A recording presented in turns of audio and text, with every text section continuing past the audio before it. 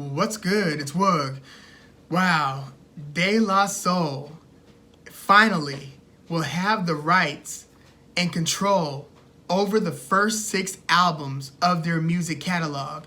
This is pretty significant, pretty damn important in the history of music and in the relationship between artists, labels, and artists and their own catalogs. This has been one of the more frustrating journeys to witness an artist or a group going through in trying to seize control of their catalog, of their albums, of their iconic output musically. And this has been going on for several years with this group. And you might have noticed, like on Spotify, if you were ever looking for De La Soul, you would have only found 2 of their albums, and that was 2004's The Grind Date and their latest album, 2016's And the Anonymous Nobody. But why is this important? This is important because De La Soul is one of the most important rap groups in hip-hop history. Like, they are a part of the Native Tongues, who pretty much took hip-hop by storm at the end of the 80s. Now, you might know Native Tongues more so because Tribe Called Quest is the most popular group to come out of the Native Tongues. Native Tongues was the Jungle Brothers, Tribe Called Quest, De La Soul, and then there were other affiliates like Black Sheep, Monie Love, Queen Latifah, Chi Ali. There are others, but this is one of the most important collectives in rap. And what did De La Soul represent? They were pretty much, in the face of rap that took itself too seriously, whether it was, the gangster rap aspect that really emerged in the early to mid 90s, or the more kind of flamboyant, ostentatious, rap persona of like the Big Daddy Kanes in the late 80s. Well, whether you're talking about the end of the 80s or the kind of hardcore rap, the more violent rap that was, pervasive in the early and mid 90s, De La Soul was kind of the hippie group, if you will, in the face of all that. They didn't take themselves too seriously. They had a sense of humor in their lyrics. Their music carried a different type of messaging. Some of their songs are, for lack of a better term, quite playful. Now, they are definitely skilled. They're MCs, Pasta Noose and Trugoy, with their DJ being Maceo. This is a ridiculously talented group. Rhymes-wise, beats-wise, they've dropped at least a couple of albums that are considered classics, namely their first 2, 3 Feet High and Rising from 1989, and then De La Soul is Dead from 1991, which is, I would say that is said to be their best album in terms of where you see it placed critically and on the greatest rap albums list. De La Soul is Dead, their second album, is probably their best. And they also had, notoriously great live shows. Just a few years ago, I remember shooting their show. I think it was at the Belasco Theater.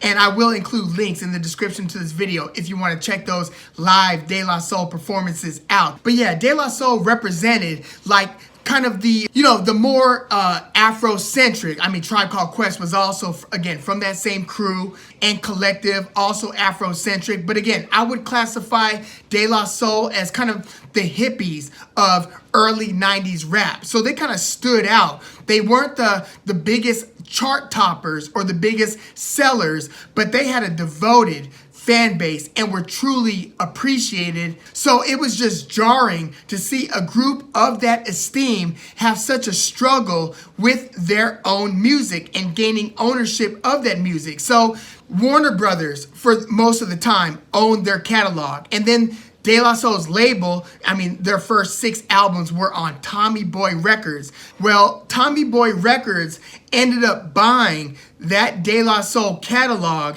in 2017. And then in 2019, De La Soul announced that they were going to work out the terms of buying ownership of their catalog so then they could, put their music out on the streaming services and make it publicly available and so forth. But they hit a snag in those negotiations because they were dissatisfied. They, being De La Soul, was dissatisfied with getting the 10% cut of the revenue that would be shared as the albums hit Spotify. So So their albums were not released on Spotify and made available in 2019. So then in 2021, a company called Reservoir Media bought Tommy Boy Records, the actual label, for $100 million. And then they renegotiated with De La Soul and came to an agreement. And the reason why this wasn't settled before, and by before I mean when, before 2017, when it was still under Warner Brothers ownership, was because Warner Brothers wasn't in a hurry to clear the samples used on those 6 albums and then to renegotiate the contracts, because the samples that were used in those albums, they were only cleared for the physical releases. I'm getting into a little inside baseball here, but physical releases and then the digital releases, 2 different things. And then the language in the contract didn't give them clearance, basically, to release the digital copies of these masters onto Spotify without getting those samples re-cleared for the digital releases. I know it's a little bit of a headache to even hear that, but that's why at this point, why there was no agreement where De La Soul's music under the ownership of Warner Brothers Records was able to be put out onto the digital platform. So now all of that's resolved after the acquisition of Tommy Boy Records by Reservoir Media. So now we finally, in March, will get De La Soul's music catalog onto Spotify. And I'm beyond elated, because not only do you get those first 2 albums, the classics, if you will, 3 Feet High and Rising, which had the classic single, Buddy. That's one of the best posse cuts with, multiple MCs, several MCs rapping on the same track. That's one of the best posse cuts in rap history. I mean, I remember hearing that on the radio back in the day, and on classic hip hop radio, you might still hear that track here and there. But that song is Buddy. 3 Feet High and Rising also has the single Me, Myself, and I. That was an iconic song around that time. So again, they dropped in 1989 with their debut. The Jungle Brothers, from that same Native Tongues collective, they dropped in 1988. So they actually came a little bit before De La Soul, but De La Soul came before A Tribe Called Quest, who didn't debut until 1990. So yeah, with 3 Feet High and Rising, you get those 2 singles, Buddy and Me, Myself, and I. Just a great album. I mean, several good songs there. But then you get their best, quote unquote, their best album in De La Soul Is Dead. And then you get kind of what I consider to be their forgotten album, which was sandwiched between De La Soul Is Dead and 1996's Stakes Is High. Stakes Is High was a high-profile release. And the title track of Stakes Is High, called The Stakes Is High, was actually produced by then known as J Dilla. So you got some J Dilla production on that Stakes Is High album. Again, that one it had popular singles. The title track, I remember the music video playing on The Box and BET, Rap City, and so forth. So the Stakes Is High got a good amount of acclaim, but the album that was sandwiched between De La Soul Is Dead and Stakes Is High was their 1993 release called Balloon Mind State. That's, to me, kind of their forgotten album. And it was because it was released in 1993, where you had just the mega emergence of gangsta rap. I mean, that's the same year as Snoop Doggy Dogg's Doggy Style. But also, that was the same year that the other Native Tongues group, Tribe Called Quest, released one of their most popular albums, Midnight Marauders. So Balloon Mind State really didn't get the love and attention that it deserved. And I think that as time goes on, there's going to be a collective revisiting of that album, because I feel like that one is pretty underrated. But yeah, you get Balloon Mind State from 93, you get Stakes Is High from 96, but then you get the 2 albums that dropped in 2000 and 2001. And that was kind of the re-emergence of De La Soul. They had some of their best commercial success with their 2000 release, AOI, Artificial Intelligence, Mosaic Thump.